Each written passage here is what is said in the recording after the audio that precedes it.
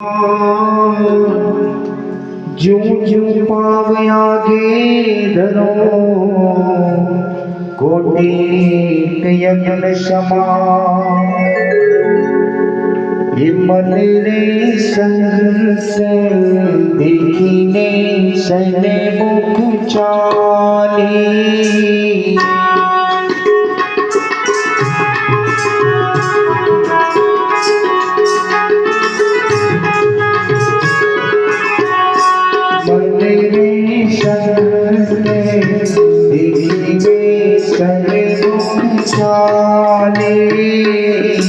जीना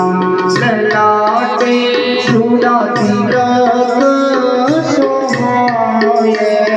समया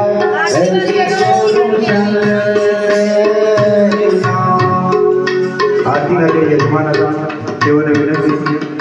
पूज्य दीदी व्यासपीठ पर विराजमान થઈ રહ્યા છે એટલે પૂજા કરવા માટે રોજનો આપણો નિયમ રહેશે જે યજમાનો આરતીમાં નામ લખાવા હોય પૂજામાં નામ લખ્યા હોય દીદી આવે એટલે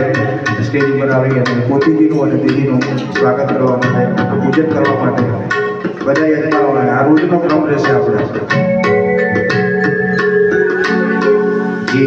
નાટે ઉડા દિલક સોહાય સમયા હરિ ગુરુ શરણા મને શરણે દીને સને મુખ